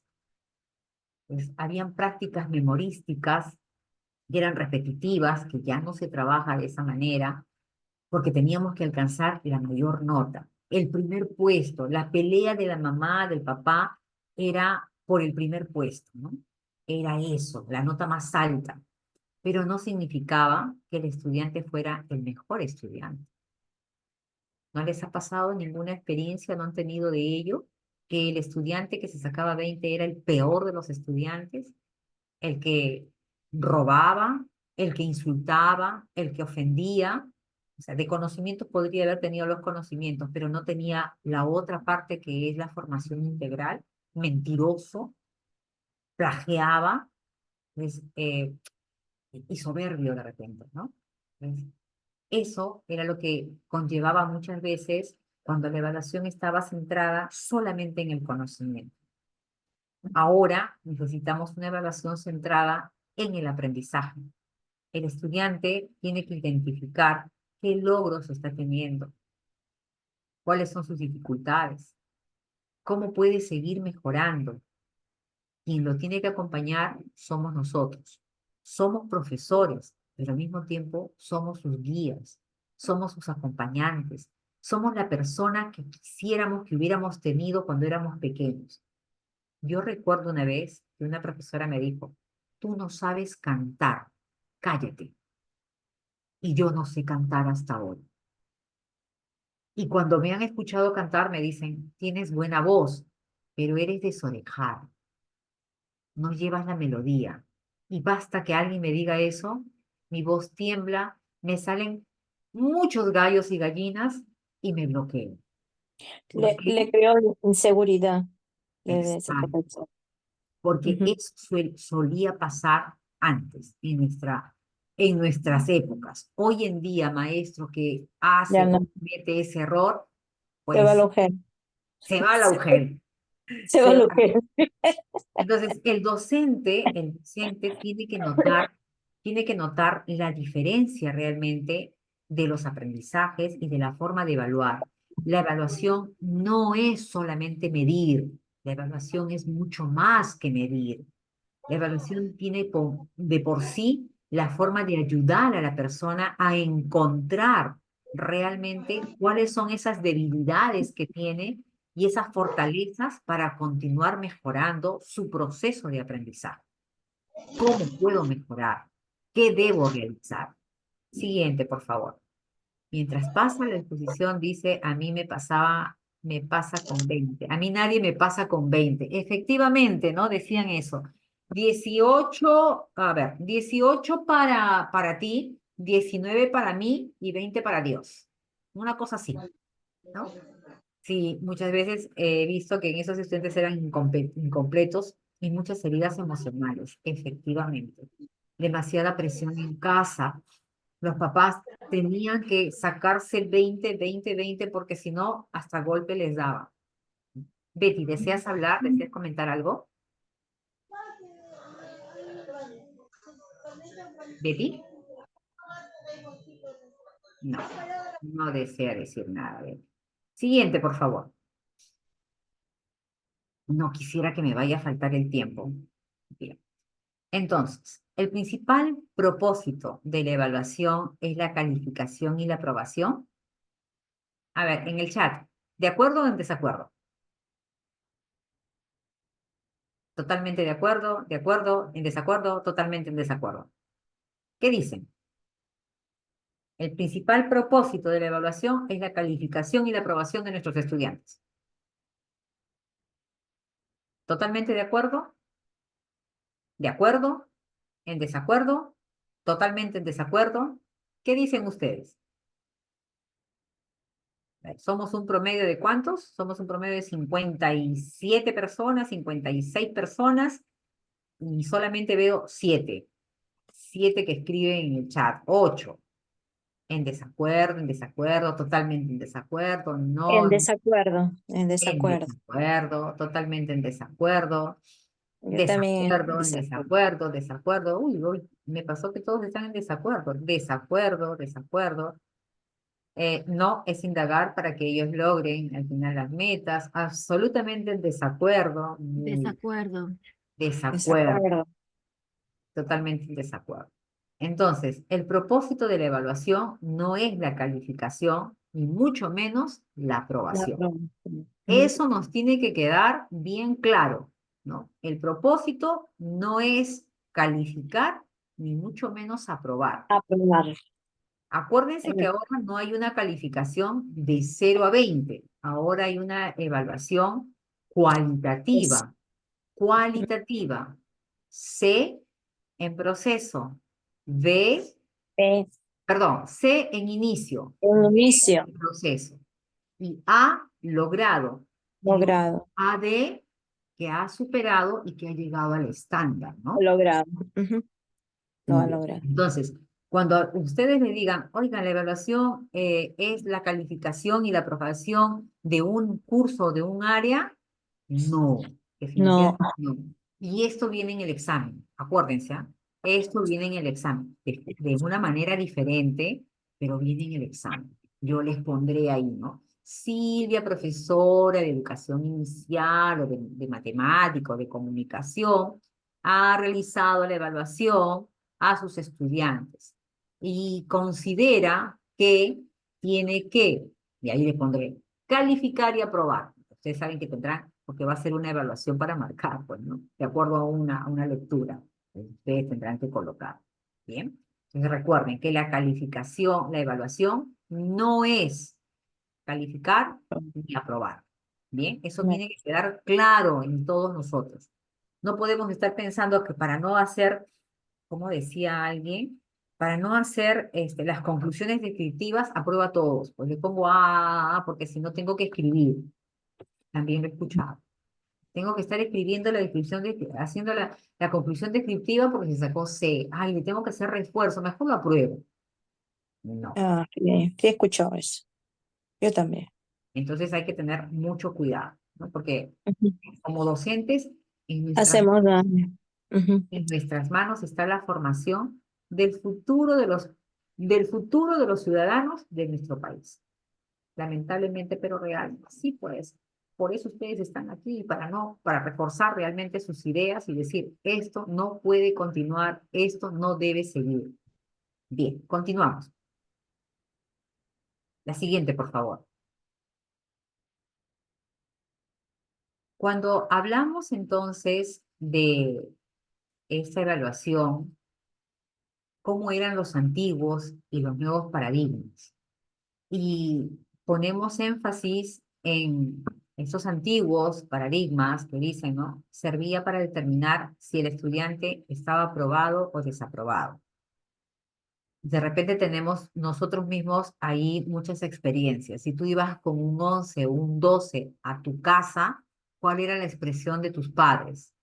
¿Y cuál era, si en el colegio o en la institución tú tenías un 08 o un 09 o un 10, cuál era la expresión de los estudiantes que se habían sacado nota aprobatoria? Creo que ahí lo refleja, ¿no? Tu cara de tristeza y el que se había sacado pues un 18, un 19 o un 20, la cara de felicidad. Igual pasaba en los hogares, ¿no? Papá, mamá, fastidiados, incómodos porque su hijo no había aprobado. Y si es que somos muy antiguos, era nuestro coscarrón en la cabeza. Y si muy, muy antiguos, tu buena tanda con tu chicote de 3 lenguas, ¿no?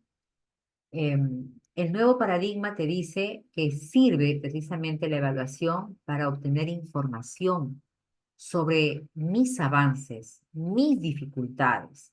Y yo como docente tengo que ayudar a que ese estudiante mejore cada día y mejore hasta llegar a optimizarlo y nivelarlo, entre comillas, a todos, ¿no?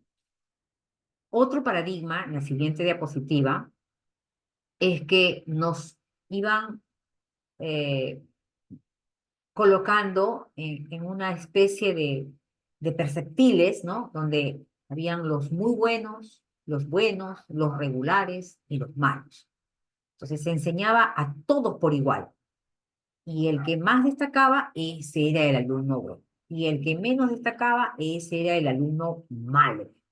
No importaba que ese estudiante de repente fuera un excelente estudiante en arte, porque así son, pues somos diversos.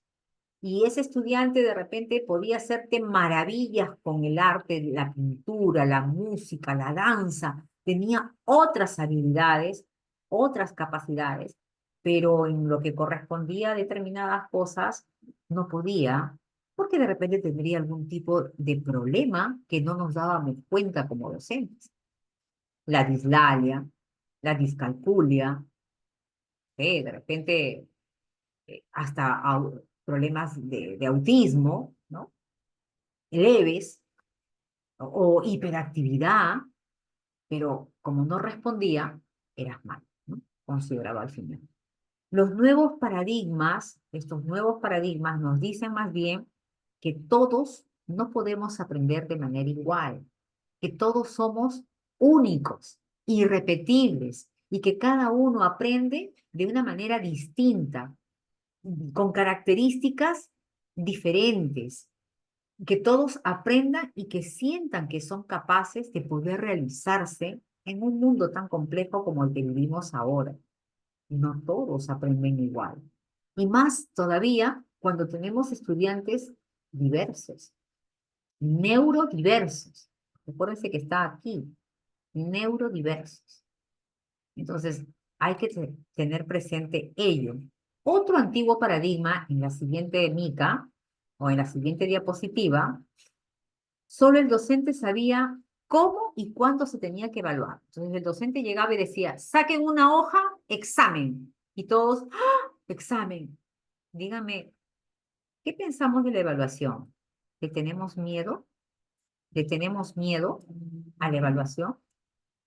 ¿O estamos muy contentos de que alguien venga y nos evalúe? A ver, ¿qué dicen?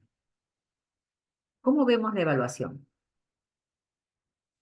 Ajá, ajá, no había leído acá, en desacuerdo, lamentablemente, pero real también de los padres, exacto, Omar. En inicial no ocurre eso, formamos integralmente a los niños. Ajá, habían los llamados favoritos. Hilda, después vamos a conversar sobre inicial. Si bien es cierto que se forma de manera integral, cuando ya veamos el diseño curricular específico, ahí vamos a hablar sobre algunos detalles que podríamos mejorar en la educación inicial. Porque para mí, las profesoras de educación inicial, para mí particularmente, son lo mejor de lo mejor. Porque ahí está la base de toda la formación de un estudiante. ¿Bien? Sin evaluación no hay progreso. Ah, no, nos quedan 3 minutos. Ok. He observado en el cuaderno de mi hija que le hacen copia a propósito de clase y criterios de evaluación. ¿Es así? Le hacen copiar el propósito de la clase. Sí, está bien que sepa ella qué cosa es lo que tiene que aprender y cómo va a ser evaluado. Claro que sí. Ahora el niño se les enseña que del error se aprende. Ya, ok, vamos a avanzar entonces. Los docentes y los estudiantes van a tomar decisiones en conjunto para lograr estar informados. Lo ideal sería que yo diga y que coja digo, vamos a evaluarlos, saquen todos sus cuadernos, saquen todo y les hagan las preguntas como para que ellos puedan realmente responder de acuerdo a lo que está. Porque lo que yo estoy evaluando no es conocimiento, lo que yo evalúo son sus competencias, sus capacidades. Tus Pero capacidades, claro. qué difícil se nos hace porque todavía seguimos pensando que tenemos que evaluar conocimiento, ¿no? Yo le puedo dar todo el conocimiento y yo quiero que tú me sepas argumentar, que eso sería lo ideal. Sigamos, sigamos. Otro, por favor. Vamos a pasar un poco más rápido. El siguiente. Usar calificaciones era muy importante en aquel momento, ¿no? Pero no da una información adecuada de su progreso real.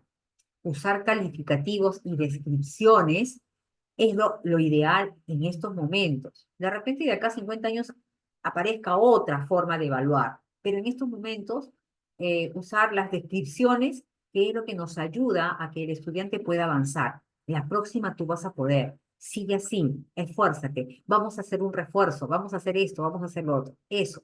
Siguiente diapositiva. Entonces, cuando hablamos de la evaluación formativa, estamos hablando de ese proceso sistemático que se basa en la recopilación de las evidencias, del análisis, del juicio, del saber valorar todas las áreas de oportunidad, brindarles retroalimentación con la finalidad de mejorar el aprendizaje. Siguiente diapositiva. Cuando hablamos entonces de la evaluación formativa, tenemos que decir que existen 4 grandes pasos. La primera es que se debe anticipar desde la planeación. Por eso que yo empecé este curso desde lo que era currículum y la historia. ¿Por qué? Para poder situarnos en qué momento estamos viviendo. y desde la didáctica de las evidencias que deseo obtener, y de acuerdo a ello esté en el diseño curricular.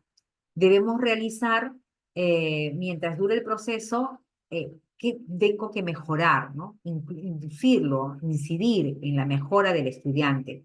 Se debe detectar los aprendizajes logrados, también lo que falta por lograr, y debo proporcionar una retroalimentación al estudiante.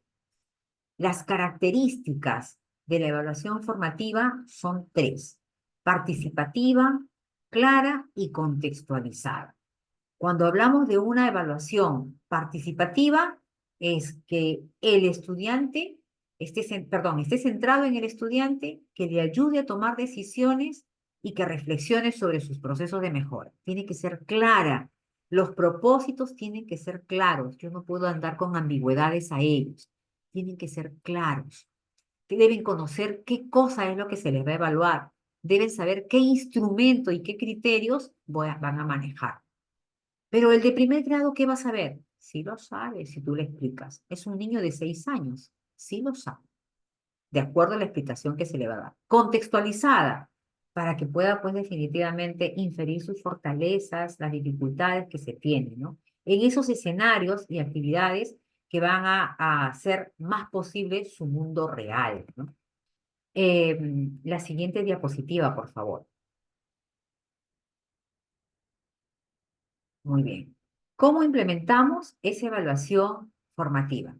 Primero, establezco metas de aprendizaje que sean claras y objetivas, de acuerdo a lo que estoy programando en cada uno de los estudiantes para que logre sus aprendizajes alcanzados. Siguiente. Siguiente. ¿Cómo implementar esa evaluación? Voy a diseñar estrategias para comunicar a los estudiantes qué aprendizajes esperados necesito saber de ellos. Deben entender los propósitos, por eso decía alguien, le dicen los propósitos, tengo que entender el propósito. Yo, estudiante, tengo que entender qué cosa es el propósito de lo que me están enseñando. Usar una gama de opciones de evaluación, ser capaz de usarlas. O sea, no solamente es conocerlo, sino llevarlo a la práctica. Continuamos. Siguiente, por favor.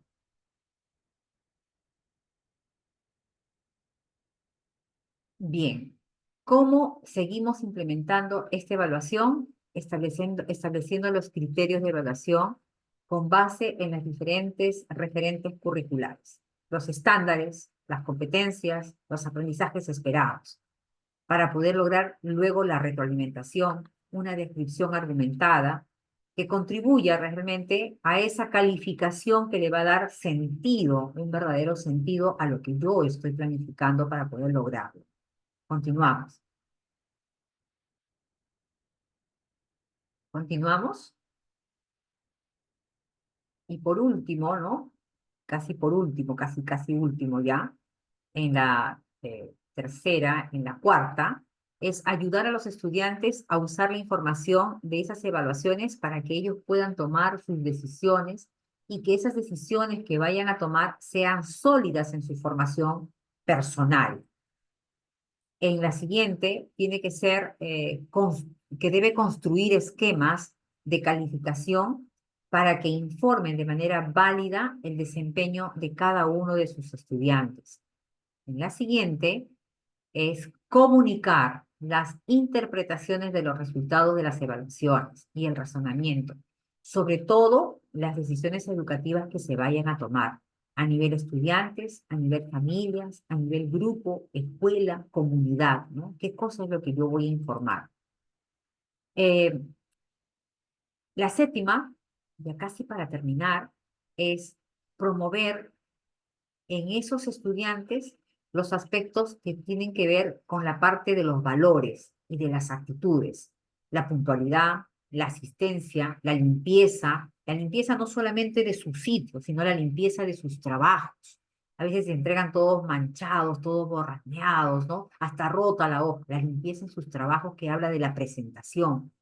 Incorporarlos como parte de la evaluación, que ellos sepan que se están siendo evaluados no solamente en el conocimiento. Y por último, ahí les he puesto yo una imagen, no sé si puedes pasar la diapositiva, donde, un antes, un antes, un antes, un antes. Dice, ¿no? Ay, no, por favor, en la 31, ya está. Hoy, más que nunca, los sistemas escolares se enfrentan a la disyuntiva de un entorno de la evaluación. Entonces, ¿la evaluación es villana o es una heroína? Y en la siguiente les pongo yo que la evaluación como sinónimo de calificación, villana o heroína. La evaluación como sinónimo de recoger evidencia acerca del aprendizaje, villana o heroína. ¿Ustedes qué dicen ante esta afirmación que les he puesto yo a ustedes ahí? ¿Qué es la evaluación? Villana, la azul, y la verde, heroína. ¿No es cierto? Villana, evaluación como sinónimo de calificación, o sea, algo que me va a dar miedo, temor, verde, heroína, como sinónimo de recoger la evidencia para que podamos sacar las conclusiones.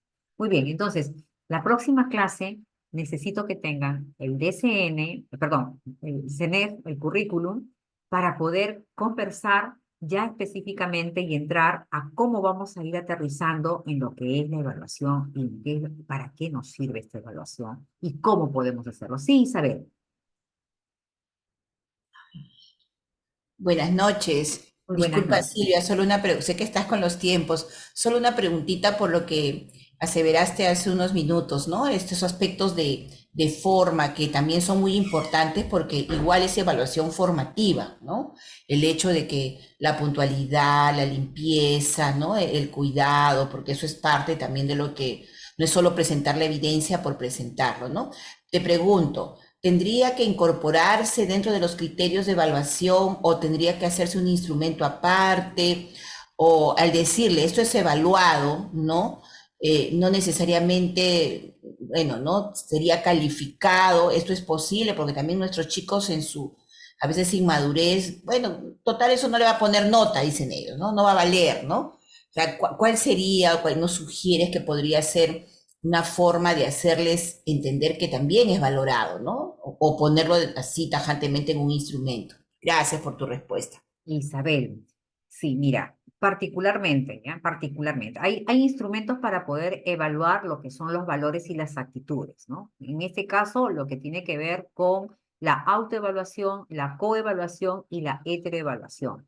Sin embargo, particularmente, yo aplico la evaluación integral. Cuando hablamos de la evaluación integral, es necesario evaluar al estudiante, saber, o sea, que el estudiante sepa que la forma de expresarse, la forma de presentarse también está siendo evaluada, pero evaluada para un proceso de mejora, no para algo punitivo, porque si no también crea temor. Entonces la evaluación se convertiría en esa villana que está ahí, Cruella de Vil, ¿no? O la que es la bruja, la de la manzana. Entonces, la idea no es esa. La idea es decirles, todo va a ser evaluado. Entonces, cuando hablamos de evaluación, la evaluación tienen que entender los chicos que es el proceso de mejora para sus aprendizajes. Entonces, cuando yo evalúe su presentación, ellos se van a decir, oye, entre ellos mismos se dicen, ponte bien la camisa, arréglate tu blusa, peínate, amárrate el cabello, sácate esos aretes que están mal. Ellos, porque la profesora va a evaluar, pero la idea no es que ellos lo hagan por miedo, sino por convencimiento de que la presentación tiene que ser de esa manera. Voy a evaluar que el trabajo esté completamente bien ordenado. Le estás enseñando orden y limpieza al mismo tiempo, que es un valor y una actitud en el estudiante. Puedes aplicar también dentro de el proceso de la coevaluación cómo trabajó su compañero. Trabajó con puntualidad, trabajó con orden, o sea, se puede hacer las dos formas. Pero lo ideal es agrupar todo, porque ¿por qué no separas para aquí, un poquito por acá y otro poquito por allá? No, intégralo todo, intégralo para que dé resultado, intégralo para que el estudiante sepa que la evaluación no es solamente conocimientos, sino que la competencia incluye conocimientos, valores, actitudes, destrezas, incluye todo, es integral. Hablamos de una educación integral, hablamos de una educación, hablamos de una educación holística, ¿no? Los valores, perdón, no entendí. A eso es lo que yo te diría, ¿no? O sea, que lo integren. Y lo vamos a ver de repente en una de las exposiciones que yo ponga para que ustedes puedan ver cómo se puede integrar los valores dentro de la evaluación de lo que estamos haciendo en una sesión de clase. Valores es competencia transversal. Janina, ¿a qué te refieres con ello? Janina. A que ahora los valores se evalúan como una competencia transversal, o sea que eso que está diciendo mi colega, o sea, tiene que ver, ¿no? El hecho de que el niño entienda primero que es ser digno, ¿no? Que viene de uno mismo, no que porque me van a poner una nota o porque sino porque yo debo sentirme bien conmigo mismo y debo hacer bien las cosas. Entonces, eso parte de lo que es la competencia transversal en valores y eso viene en todas las áreas. Exacto, ya no entendía lo que habías contado. Exacto, así, clarísimo. Entonces, y aparte, los valores que la institución promueve, ¿no? Muy aparte de todos los enfoques, porque cada enfoque tiene sus valores, tiene sus actitudes, ¿no? Entonces, y la institución también promueve valores. Entonces, ¿qué es lo que quiero yo? Acuérdense que viene desde la visión que corresponde al proyecto educativo institucional, ¿no? Muy bien. Nos vemos la próxima semana, Dios mediante. Gracias por haber estado hasta la hora exacta. Muchas gracias, buenas noches. La asistencia, no se olvide, por fin. Muchas gracias. Sí, se tienen la asistencia, porfa. Muchas gracias, muy interesante. Gracias, Silvia, gracias. Gracias. Muy interesante. Buenas noches. Hemos aprendido un poquito Gracias, más. maestra. Muchísimas gracias. Señorita Silvia, muchas gracias. La asistencia la semana pasada yo no la vi tampoco. La asistencia la tomarán ellos. Es Mi Miss ya la Silvia. tomo. Miss Ya, Silvia, me quedo más tranquila, gracias. una preguntita. ¿La asistencia cómo es? Anthony, por favor, ¿les puedes decir acerca de la asistencia? Porque nos graban, ¿no es